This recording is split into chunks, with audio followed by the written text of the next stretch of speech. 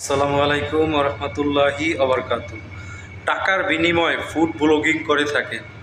দেখেন এই অভিযানে কিভাবে ধরল এই ফুড ব্লগারকে, সে কিভাবে ফুড ব্লগার হইল বা কিভাবে ফুডকে প্রেজেন্টিং করে থাকে।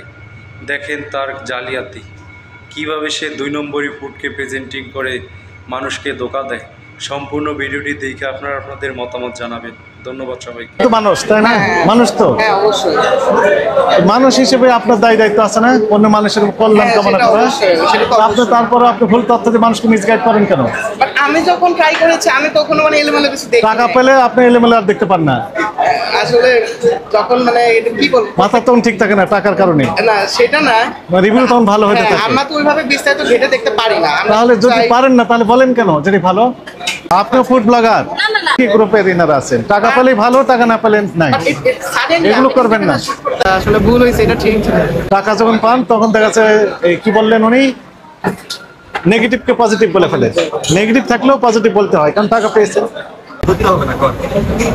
না আসলে আমাদের ব্যাপারটা কি, আমরা ফুড ব্লগাররা হচ্ছে ট্রাই করি যেখানে বেস্ট খাবার পাওয়া যায় বা হাইপ পাওয়া যায়। আসলে এটা দেখেন কিভাবে, যাচাই বলতে আসলে এক্স্যাক্টলি হ্যাঁ, মুখের নট অনলি মুখের স্বাদ, সেটা হচ্ছে পাবলিক পছন্দ করছে কিনা। এখন আমরা তো আর ভোক্তা অধিদপ্তর না বা না কিচেনে গিয়ে টেস্ট করবো বিস্তারিত। যেখানে দেখি যে না একটু হাইপ ক্রিয়েট হচ্ছে, বা অনেক ক্ষেত্রে আমাদেরকে পিআর দেওয়া হয়, পেইড রিভিউ দেওয়া হয়, তো পেইড রিভিউর ক্ষেত্রে তো কিছুটা দিতে হয়। এখন পেইডের ক্ষেত্রে তো কিছুটা আমাদেরকে পজিটিভ রিভিউ দিতে হয় নেগেটিভ হলেও, বাট অলওয়েজ ট্রাই করি যে ভালো কিছু মানুষকে করার। তো ধরেন রাব্বানিতে আমি আপনার নাম কি? রায়হান চৌধুরী। আপনি ওই যে বললেন যে পেইড যেহেতু আপনি যেহেতু টাকা পান সেহেতু নেগেটিভ হলেও পজিটিভ বলতে হয় কিছু কিছু আপনার তো মানুষ তাই না? মানুষ তো অবশ্যই মানুষ হিসেবে আপনার দায়িত্ব আছে না অন্য মানুষের কল্যাণ কামনা করা। আপনি তারপরে আপনি ভুল তথ্য দিয়ে মানুষকে মিসগাইড করেন কেন? বাট আমি যখন ট্রাই করেছি আমি তখন এলোমেলো কিছু দেখি। টাকা পেলে আপনি এলোমেলো আর দেখতে পান না। আসলে যখন এটা কি বলবো, মাথা তখন ঠিক থাকে না টাকার কারণে। না সেটা না, রিভিউ তখন ভালো হতে থাকে। আমরা তো ওইভাবে বিস্তারিত ঘেটে দেখতে পারি না। তাহলে যদি পারেন না তাহলে বলেন কেন যদি ভালো?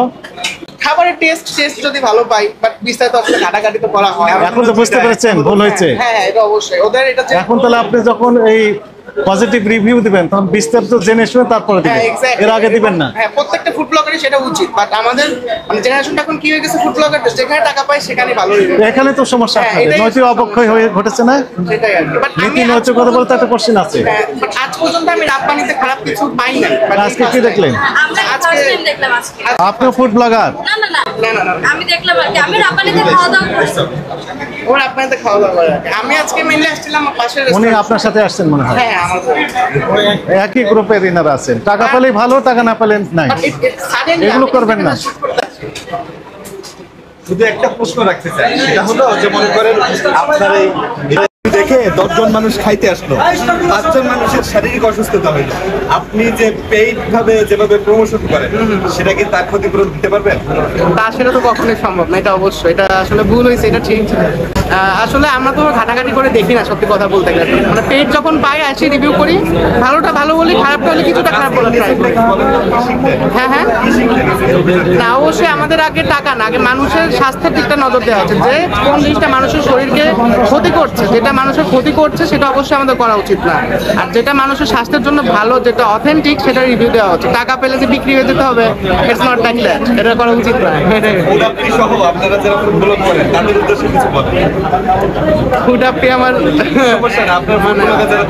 না, প্রত্যেকটা ফুড ব্লগারের হিসাবে আমি বলবো যে এখন বড় থেকে ছোট যে কয়জন ফুড ব্লগারই আছে, পেমেন্ট পেলেই তারা কি রিভিউ দিয়ে দেয় যে খুব ভালো, ভালো না হলেও ভালো বলে। রেস্টুরেন্ট কর্তৃপক্ষে, রেস্টুরেন্টের কারণে, রেস্টুরেন্টের ওনারের কারণে ভালো না হলে বলে এটা খুব ভালো, এটা খুব টেস্টি। এটা আসলে করা উচিত। আমাদের আগে যাচাই বাছাই করা উচিত, ফুডটা কেমন, টেস্ট কেমন। প্রয়োজনে আমরা পেড রিভিউ করবো না, আমরা নিজেদের পকেট থেকে টাকা দিয়ে কিনে খাবো।